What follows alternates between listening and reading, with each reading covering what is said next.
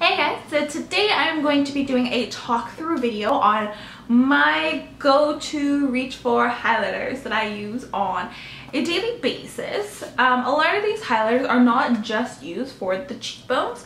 They can be used underneath the brow bone as a blush topper. There's a lot from like cream to powder to liquids here, so I'm going to show you a quite good range of highlighters that you can use, the different ways you can use them, and how to get this beautiful glow. I also chose this setup because I like how the sun was facing and how my highlight also looks like. Can you guys? But I also chose this lighting style in this setup, so when I do show you the products, they will show up to true to color, true to vibrancies. I'm also going to do close-up shots for you guys, so don't worry about that. But when I do swatch them and I do show you them, I want them to be true to color, true to what they're going to look like when you wear them outside and you be glowing. So yes, I hope you guys enjoy this video. Make sure you give it a big thumbs up and please subscribe, and let's jump right into this video, shall we? So the first highlighter that I'm going to show you guys is something that I've had for a while that I know works great on my skin tone and will give me that great glow, and it's the Makeup Forever Pro Sculpting Duo. It has one of their fusion bronzers, and then it also has a highlight there.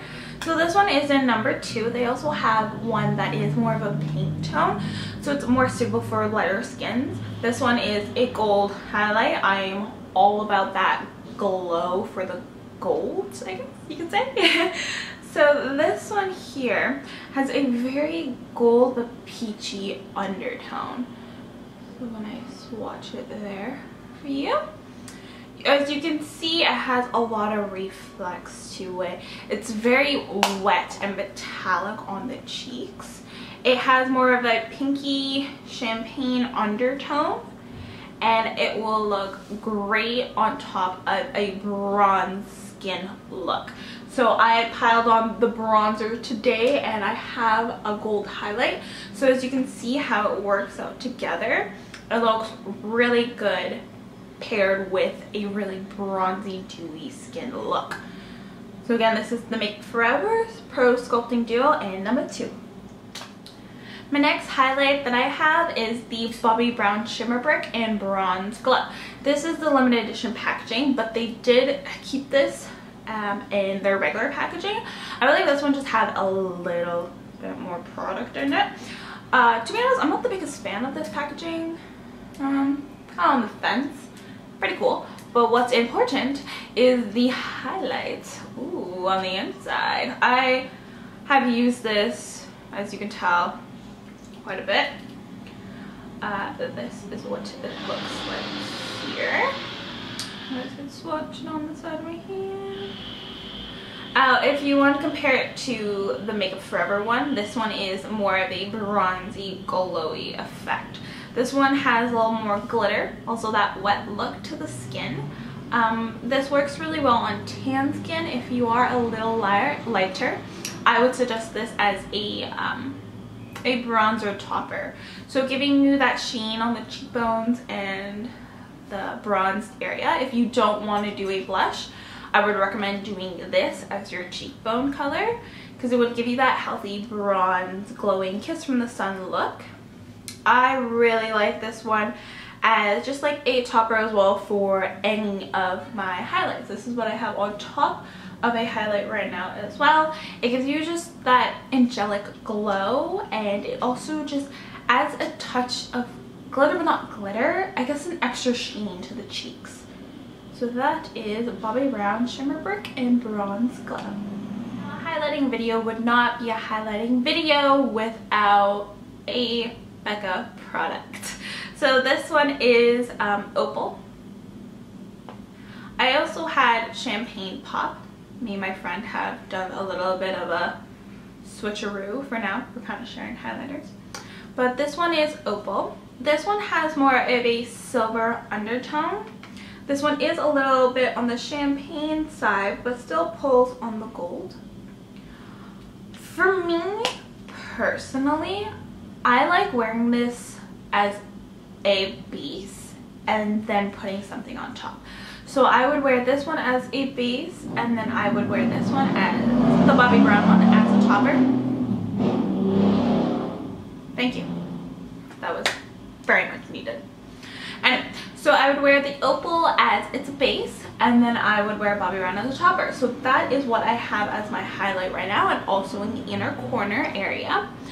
I really like Opal because it's very smooth, it's very pigmented, very creamy. As you guys know, as the hype is for sure all over YouTube, as Jaclyn Hill has her champagne pop and her new champagne collection coming out. Unbelievable. Kudos for her for doing that. That's amazing. Congrats to you. But yes, if you guys have not tried any of the Becca highlighters, at least swatch them, touch them, you'll realize how creamy and buttery they are. Unbelievable. Just saying. For a cream highlight, I love ColourPop's Wisp. If you guys seen some of my videos, you'll know I put this one as a base, and then again the Bobbi Brown one as a topper. So if you can see here, this one is very true to gold. They all are very gold based, but they all have different undertones for sure. Like this one's very gold and illuminizing, very creamy to the touch, super easy to apply. The way I like to apply it is I use the Real Techniques setting brush, and I like to swirl it in the ColourPop highlight and wisp, and I would apply it to the cheekbones, and then on top of that my Bobbi Brown. Using a cream product before using a powder will intensify your highlight. So if you notice it doesn't show up as much and it doesn't give you that like proper sheen that you want, try doing a cream product before and then applying a more of a, not glittery, but a sheeny highlight, if that makes sense. You know what I mean? So when you're applying your cream, it has something to adhere to, and when you're putting on that powder topper, it won't look as powdery. It will mix in with the cream and it will give you that beautiful angelic glow. The next one I'm going to talk about is Nars Albatross. I feel like not a lot of people talk about Nars Albatross. This one's a very unique one. This one is a white gold, and in pan it's scary. It's just full on white. But when swatching it, you will see that it turns into a yellow gold. At first it looks very scary. Once you blend it onto the skin, it's a very different and unique highlight. It's very